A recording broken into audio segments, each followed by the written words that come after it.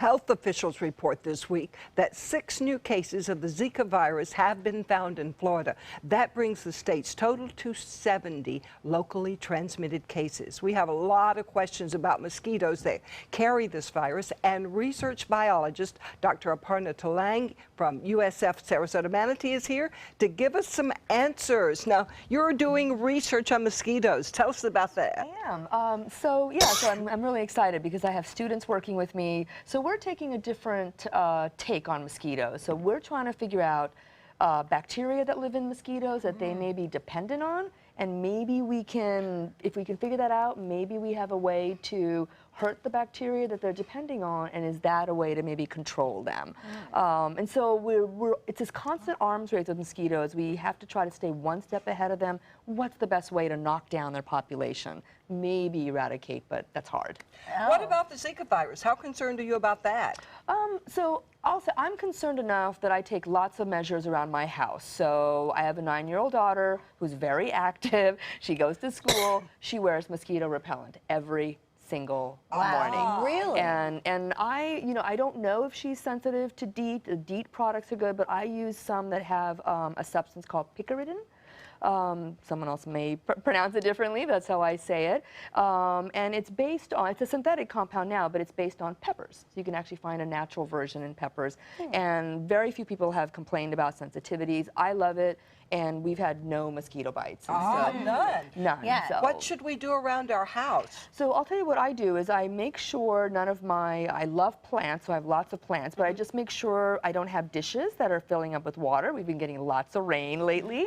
I make sure my gutters are clean. People sometimes forget.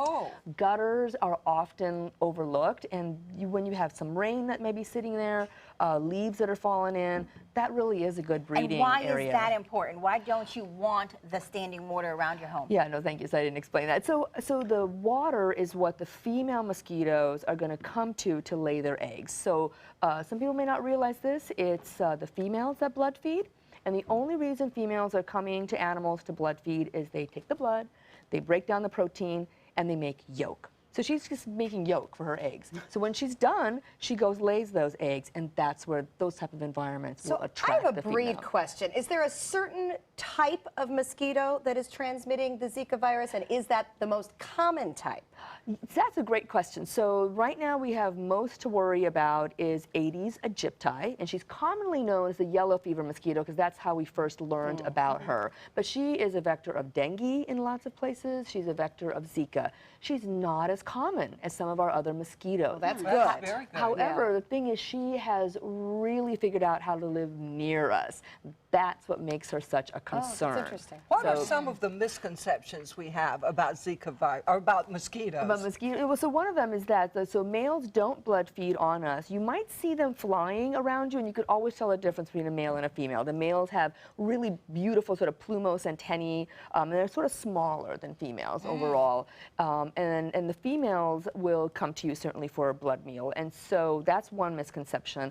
Probably another misconception is that the mosquitoes, all of them carry diseases, and that's really not the case. The vast majority really don't concern us at all. So the whole idea of eradicating all mosquitoes, first of all, I don't think that'll ever happen, and we may not want to. There are animals. Don't they help pollinate certain plants?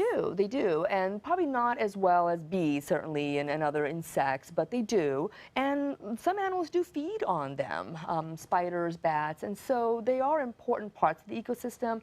However, when I say that, I always qualify that with it. There are certain mosquitoes, if we knock them out of this world, I think we'll be fine. Very good. The world will go on. Yes. Do they like certain colors or certain people best? Yes, and a lot of that has to do with our skin chemistry. Some of us are just, they like me. Yes, they get me. They like you. Yes, I don't know it's what true. it is. They love me too. And so it's funny because, you know, in my lab, to get a colony going, get eggs, we actually have to blood feed our mosquitoes. We don't blood feed on us, but we actually purchase blood. But we have a little trick where we have a little plastic film that we're going to add to them so they can feed through. We put the film on our skin, and I'm their favorite.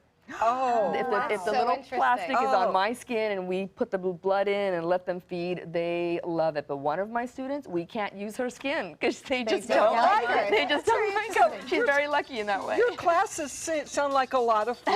I try So to make them what fun. are you preparing the students for? So I teach physiology, I teach genetics, so I do get a lot of students interested in the health fields, which is great. I'm glad, they're Yes. wonderful going out in those fields. I have students who are doing research in my lab with me on the research we just talked about.